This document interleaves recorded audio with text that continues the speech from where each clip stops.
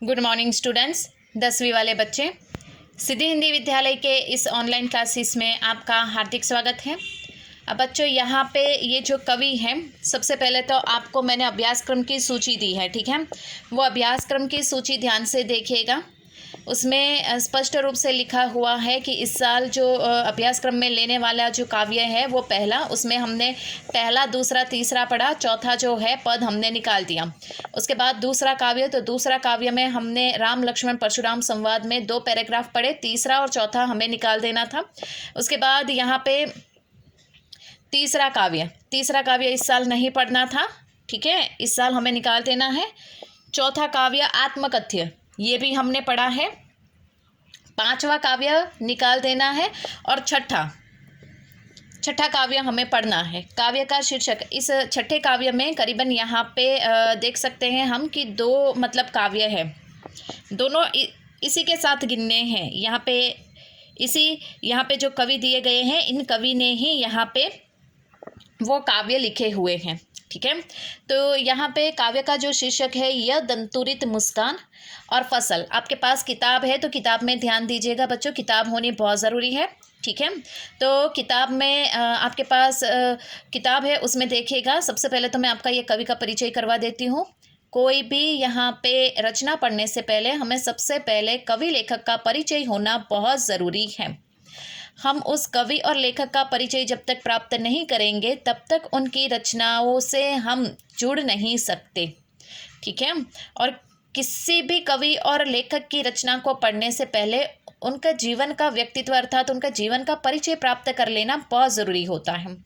अब यहाँ पे जो छठा काव्य हमें पढ़ना है, एक बात मैं बता दूँ कि जैसे कि हमने थोड़े काव्य और पाठ पढ़े, उसके बाद हमने व्याकरण के 2 मुद्दे लिए, पर्यायवाची शब्द और उसके साथ यहाँ पे समास हमारे यहाँ पे ख़त्म हो चुके हैं। उसके बाद यहाँ पे ये छठे काव्य की हमने शुरुआत की।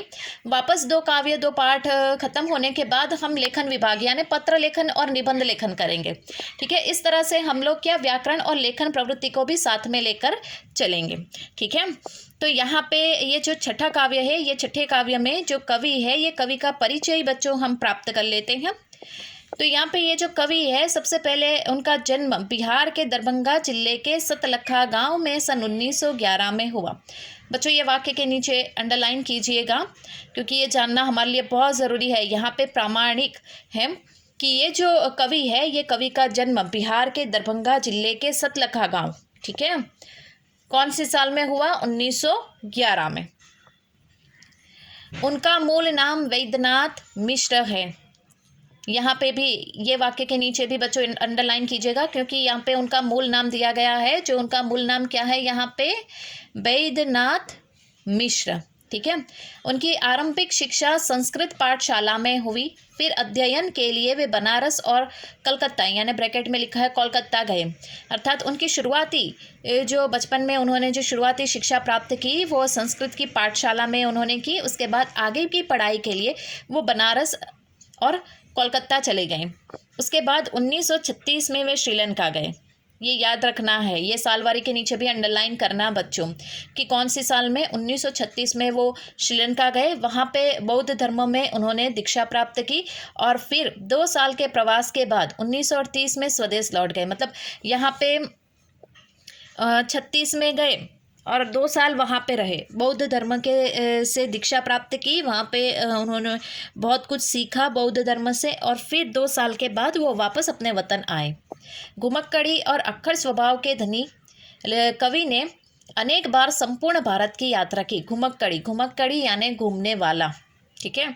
जो इंसान घूमता है, प्रवास करता है, यात्रा करता है और उनका जो स्वभाव है, उन स्वभाव को देखकर हम कह सकते हैं कि यहाँ पे ये कवि जो है, ये घूमकर उन्होंने बहुत सारी जगहों का परिचय प्राप्त किया और भारत के कोने कोने में से उन्होंने जो उसकी रचना है, जो उसकी संस्कृति है, जो उन्होंने देखा परखा, उसको उन्होंने साहित्य के माध्यम से हमारे सामने रखा।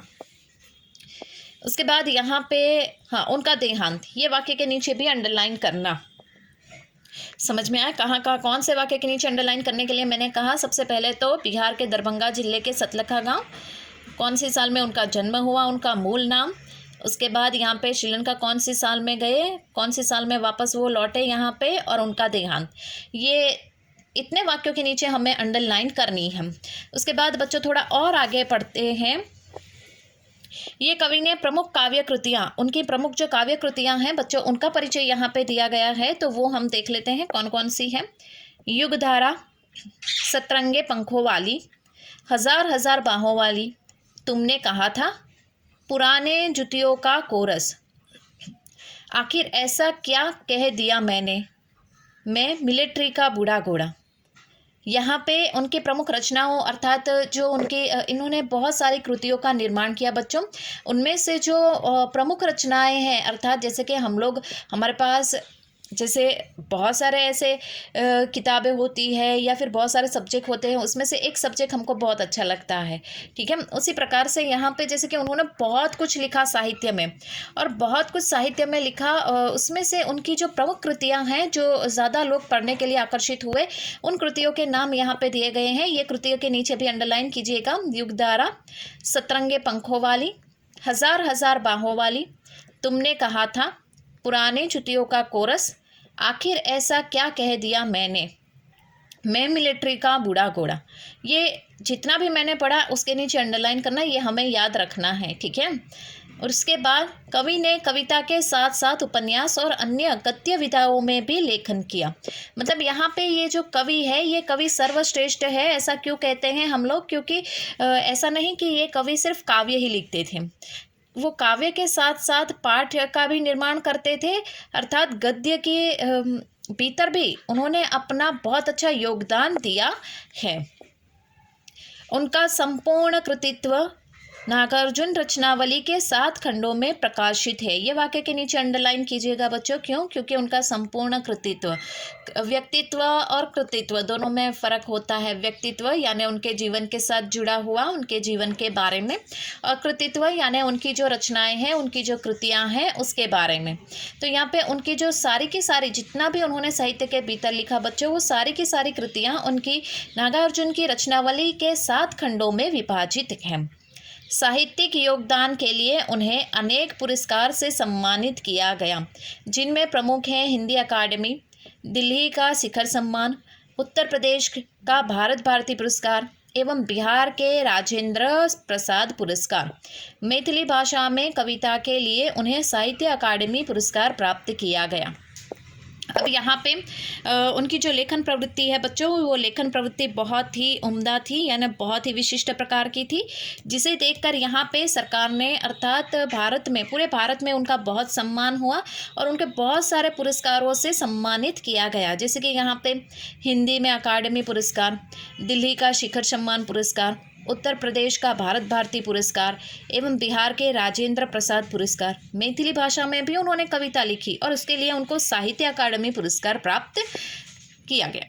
तो बच्चों यहाँ तक हम कवि का परिचय प्राप्त करते हैं। आगे वाले वीडियो में जो थोड़ा बहुत परिचय बाकी है उसको हम ले लेंगे, और फिर काव्य में सबसे पहले तो ये जो कवि है, ये कवि का परिचय थोड़ा सा बाकी है, उसको प्राप्त करने के बाद मैं काव्य का सारांश आपको बताऊंगी, ठीक है। तो नेक्स्ट वाले वीडियो में अभी कवि का परिचय बाकी है, उसकी हम चर्चा करेंगे। तब तक के लिए थैंक यू।